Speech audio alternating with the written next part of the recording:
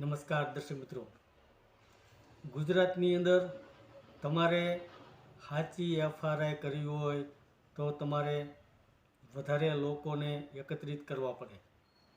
ગુજરાતની અંદર ખોટી એફઆરઆઈ થઈ રહી છે. સત્ય જે છે તેમને ન્યાય માટે ભટકવું પડે છે.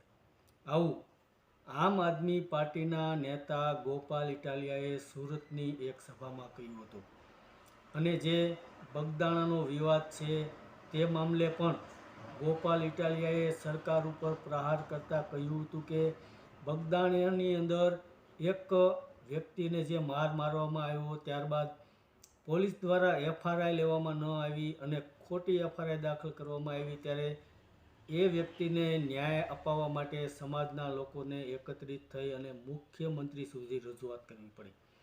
તો ગુજરાતની અંદર ખોટા માણસ ઉપર ખોટી રીતે એફઆરઆઈ થઈ રહી છે. જે ખરેખર ગુનેગાર છે તેના ઉપર એફઆરઆઈ નથી થઈ રહી. તેના માટે ગુજરાત સરકાર હાલમાં જે પોલીસ જે પણ કાર્યવાહી કરી રહી છે તે તદ્દન ગેરવ્યાજબી છે. પાયલ અમરેલીનો મુદ્દો જે હતો, પાયલ ગોટી ઉપર જે ખોટી એફઆરઆઈ કરવામાં આવી હતી તેને લઈને પણ આમ આદમી પાર્ટીના નેતા ગોપાલ ઇટાલિયાએ સરકાર ઉપર પ્રહાર કર્યા હતા અને ત્યારબાદ કહ્યું હતું કે હળદરની અંદર પણ આમ આદમી પાર્ટીના નેતાઓ ઉપર ખોટી રીતે એફઆરઆઈ કરવામાં આવી અને જેલમાં ધકેલી દેવામાં આવ્યા. તો અમે આ જે ખોટા લોકો છે તેમની સામે ઊભા છીએ. અમારા ઉપર ભલે એફઆરઆઈ કરે, અમને ભલે જેલમાં મોકલી દે. અમે આજે હાલમાં ભારતીય જનતા પાર્ટીની સરકાર છે તેને ખોટા કાર્યો જે કરી રહી છે તેને રોકવામાં આગળ ઊભા રહ્યા છીએ, આગળ હંમેશા ઊભા છીએ. તો અમને પણ રોકી અને જેલમાં ધકેલી દેવામાં આવ્યા છે.